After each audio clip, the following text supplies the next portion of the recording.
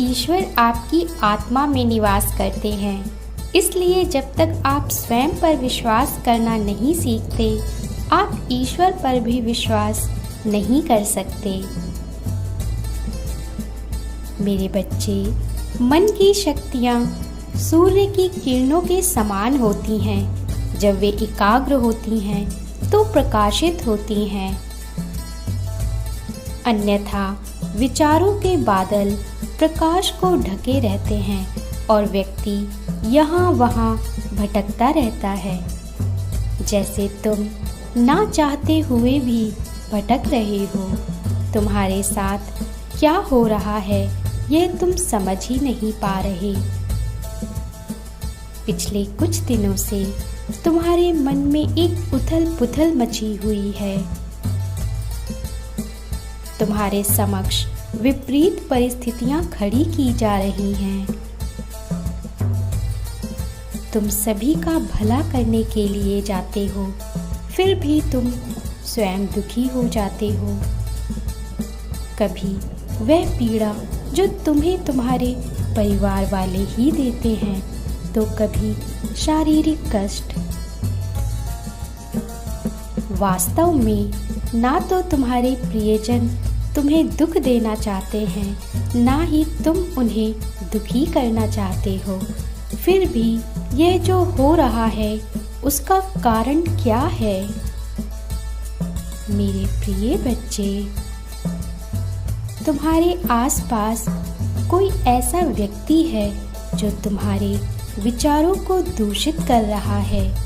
संभव है यह तुम्हारा कोई स्वयं का विचार ही हो जो तुम्हारी पूरी ऊर्जा को नष्ट कर रहा है। उस व्यक्ति या विचार को खुद से दूर करो और अपने भीतर व्याप्त उस प्रकाश को देखो जो तुम्हें निरंतर अनंत संभावनाओं की ओर बढ़ा रहा है। मेरे बच्चे, तुम स्वयं पर इतना संदेह क्यों करते हो? तुम सब कुछ करने के लिए सशक्त हो।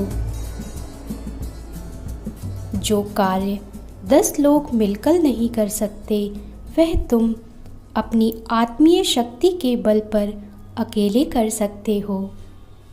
तुम इस बात से परिचित हो कि तुम्हें निरंतर ब्रह्मांड की शक्तियों से प्रेरणा मिल रही है। तुम्हारा मन प्रेम से भरा हुआ है। लोग तुम्हारी ओर आकर्षित होते हैं क्योंकि वह तुम्हारी ऊर्जा से पवित्र प्रेम को महसूस करते हैं।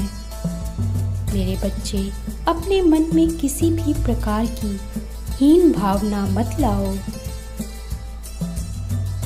यह तुम्हारा वह पड़ाव है जहाँ तुम्हें यह सिद्ध करना है कि तुम परमात्मा से कितना प्रेम करते हो। प्रतिकूल परिस्थितियों में भी तुम्हारा विश्वास ईश्वर पर रहता है अथवा नहीं। मुझे विश्वास है तुम इस पड़ाव को भी पार कर लोगे और वहां पहुंच जाओगे जो सफलता का शिखर मैंने तुम्हारे लिए तय किया है। यदि तुम्हें मुझ पर विश्वास है तो कहो, मुझे परमात्मा पर पूर्ण विश्वास है। ईश्वर मेरे साथ है। मैं ईश्वर की सच्ची संतान हूँ।